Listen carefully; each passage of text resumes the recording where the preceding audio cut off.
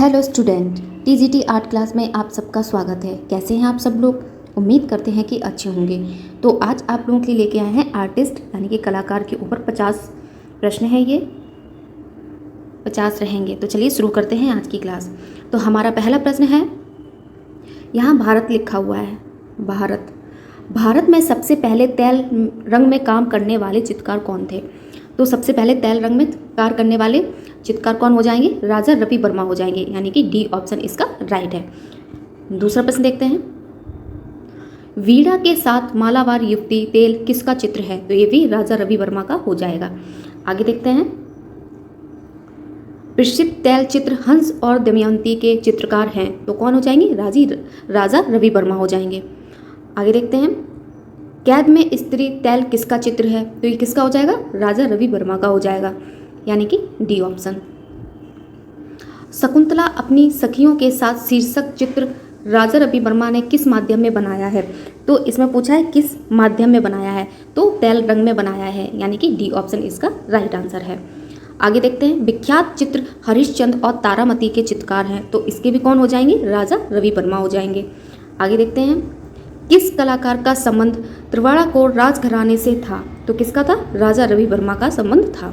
चलिए आगे देखते हैं, राजा रवि वर्मा का निधन किस वर्ष हुआ था? तो किस वर्ष हुआ था? तो इनका निधन 1906 में हुआ था, यानी कि बी ऑप्शन इसका राइट आंसर है।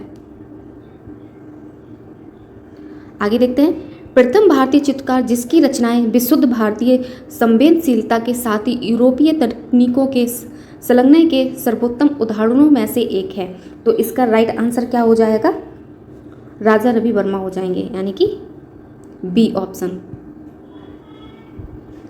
आम जनता के लिए अपने चित्रों की सस्ती लिथोग्राफ बनाने के लिए उल्लेखनीय चित्रकार कौन है? तो राजा रवि वर्मा जाने जाते हैं, यानी कि सी ऑप्शन। आगे देखते हैं, प्रसिद्ध चित्र नायर लेडी अपने बालों को सजाती हुई के चित्रकार हैं, तो कौन हो जाएंगे? राजा रवि वर्मा हो जाएंगे, यानी कि ए ऑप्शन। आगे देखते हैं, 12 प्रश्न पर, भारत में कैलेंडर कला के जन्मदाता माने जाते हैं, तो वो कौन? राजा रवि वर्मा जाने जाते हैं। दुष्यंत को पत्र लिखती शकुंतला किसकी कृति है? तो किसकी हो जाएगी? राजा रवि वर्मा की हो जाएगी ये कृति, यानी कि डी ऑप्शन। 14 प्रश्न देखते हैं, भारत में अपने चित्रों के लिए किसने सर्वप्रथम मॉडलों का इस्तेमाल किया था? तो वो कौन? राजा रवि वर्मा ने किया था, यानी कि ए ऑप्शन। 15 प्रश्न देखते हैं, किसने राजा रवि वर्मा पर भारतीय काव्य की मूल भावना से हटने का आरोप लगाया था? तो किसने लगाया था? तो इसका राइट आंसर हो जाएगा ईवी हैवल, यानी कि बी ऑप्शन इसका राइट है। राजा रवि वर्मा का चित्र लेडी इन मूनलाइट तैल कहाँ सुरक्षित है? तो ये कहाँ सुरक्षित हो जाएगा? तो ये कहाँ सुरक्षित हो जाएगा? राष्ट्रीय आधुनिक कला संग्रहालय नई दिल्ली, यानी कि A option.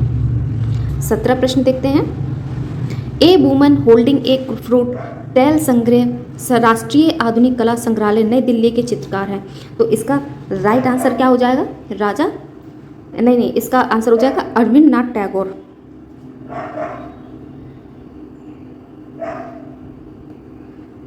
A woman holding a fruit तैल संग्रह राष्ट्रीय आधुनिक कला संग्रहालय नई दिल्ली के चित्रकार हैं, तो इसका राइट आंसर हो जाएगा रविन्द्रनाथ टैगोर, यानी कि ए ऑप्शन इसका राइट आंसर है।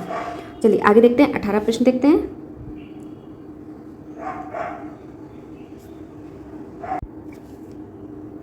अगला प्रश्न देखते हैं, 18 प्रश्न, किस कलाकार ने ब्रिटिश अकादमिक परंपरा का अनुसरण किया था? तो किसने किया था? राजा रवि वर्मा, यानी कि डी ऑप्शन। आगे देखते हैं, 19 प्रश्न पर, 1891 ईस्वी किस महान कलाकार की कृति सैंदरी को बॉम्बे आर्ट सोसाइटी का गौरवशाली कला पुरस्कार मिला था? तो किसको मिला था? तो राजा रवि वर्मा को मिला था, यानी कि ए ऑप्शन। आगे देखते हैं, 20 प्रश्न पर, रावण द्वारा सीता का अपहरण तैल किसका चित्र है? तो ये किसका चित्र हो जाएगा? राजा रवि वर्मा का ये चित्र हो जाएगा, यानी कि डी ऑप्शन। आगे देखते हैं, शकुंतला वियोग तैल किसके चित्रकार हैं?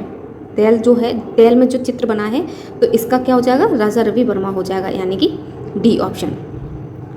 आगे देखते हैं, राजा रवि वर्मा द्वारा अंकित महाराष्ट्रियन वुमेन कैनवास पर तेल रंग कहाँ सुरक्षित है? तो ये कहाँ सुरक्षित हो जाएगा? राष्ट्रीय आधुनिक कला संग्रहालय नई दिल्ली में ये सुरक्षित है, यानी कि ए ऑप्शन इसका सही है। आगे देखते हैं, पहले कलाकार जिन्होंने पौराणिक और धार्मिक आख्यानों को चित्रित किया, तो कौन हो जाएंगे? वो राजा रवि वर्मा हो जाएंगे, यानी कि ए ऑप्शन इसका सही है। आगे देखते हैं 24 प्रश्न पर, किस कलाकार को कैलेंडर आर्टिस्ट कहा जाता है? तो किसको कहा जाता है? राजा रवि वर्मा को कहा जाता है। मानस यात्रा नामक का पुस्तक के लेखक हैं, तो इसका राइट आंसर क्या हो जाएगा? मानस यात्रा नामक काव्य पुस्तक के लेखक, तो इसका राइट आंसर होगा राजा रवि वर्मा हो जाएंगे। आगे देखते हैं 26, नाथूराम शर्मा शंकर ने किस चित्रकार के चित्रों से प्रभावित होकर कविताएं लिखी थी जो सरस्वती के अंकों में छपी थी? तो इसका राइट आंसर क्या हो जाएगा? राजा रवि वर्मा हो जाएंगे, इसका भी राइट आंसर राजा रवि वर्मा है। चलिए आगे देखते हैं, किस कलाकार को एशिया का रैना कहा जाता है? तो किसको कहा जाता है? राजा रवि वर्मा को कहा जाता है एशिया का रैना। चलिए आगे देखते हैं, किस चित्रकार ने कभी विदेश की यात्रा नहीं की? तो ऐसे कौन से आर्टिस्ट हैं जिन्होंने विदेश की यात्रा नहीं की? तो वो कौन हो जाएंगे? राजा रवि वर्मा हो जाएंगे, यानी कि सी ऑप्शन। राजा रवि वर्मा द्वारा रचित स्टोन लेन इंटरव्यू व डिसअपॉइंटिंग न्यूज़ कहाँ संग्रहित है? तो इसका राइट आंसर क्या हो जाएगा? सलारगंज संग्रहालय हैदराबाद, यानी कि बी ऑप्शन। आगे देखते हैं, राजा रवि वर्मा ने लिथोग्राफी प्रेस से अपने चित्रों को किस तकनीक में छपवाया था? तो किस तकनीक में छपवाया था? ऑलियोग्राफ तकनीक में छपवाया था, यानी कि बी ऑप्शन। आगे देखते हैं 31, चित्रकार राजा रवि वर्मा को निम्नलिखित में से किसने प्रोत्साहन दिया था?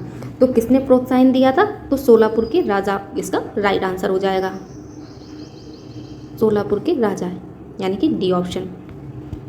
32 देख लेते हैं, राजा रवि वर्मा के चित्र किस कला शैली पर आधारित हैं? तो कैसे हो जाएंगे? यथार्थवाद शैली हो जाएगा, यानी कि सी ऑप्शन।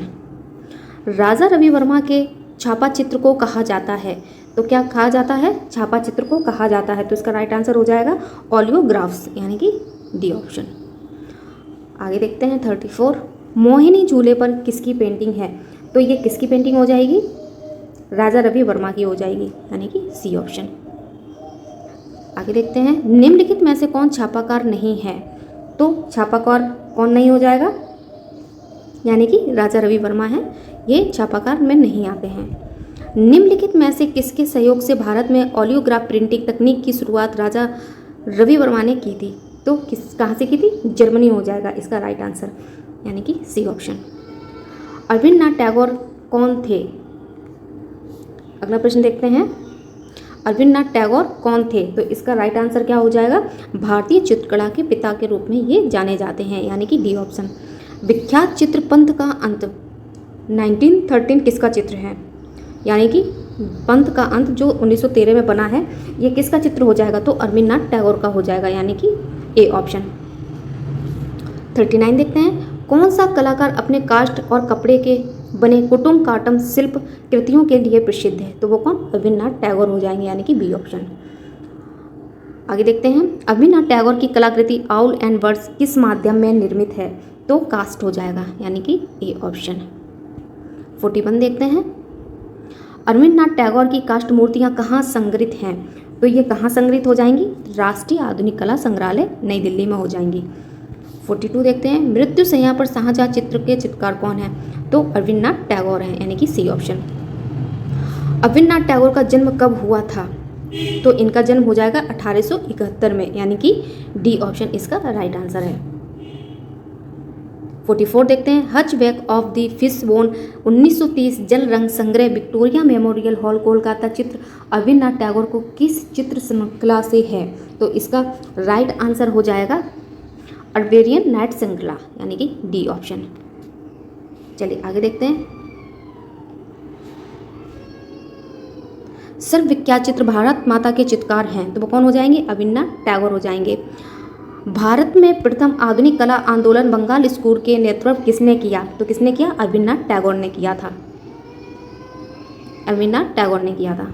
चलिए आगे देखते हैं, नंदलाल बोस का जन्म हुआ था, तो कहाँ हुआ था? 1882 ईस्वी में हुआ था। किस चित्रकार ने रविन्द्रनाथ टैगोर की पुस्तक सहज पाठ का इंटरलेशन बनाया था?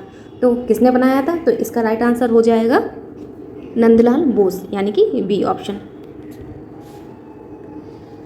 तो आज के हमारे इतने ही प्रश्न हैं। क्लास अच्छी लगी तो एक बार लाइक शेयर कमेंट जरूर कर दीजिए और चैनल को सब्सक्राइब कर लीजिए, जिससे कि आपको पर डे इसी तरीके से कंटिन्यू वीडियो मिलते रहेंगे। चलिए मिलते हैं नेक्स्ट वीडियो में, नेक्स्ट क्लास में, नेक्स्ट टॉपिक के साथ में। Thank you so much.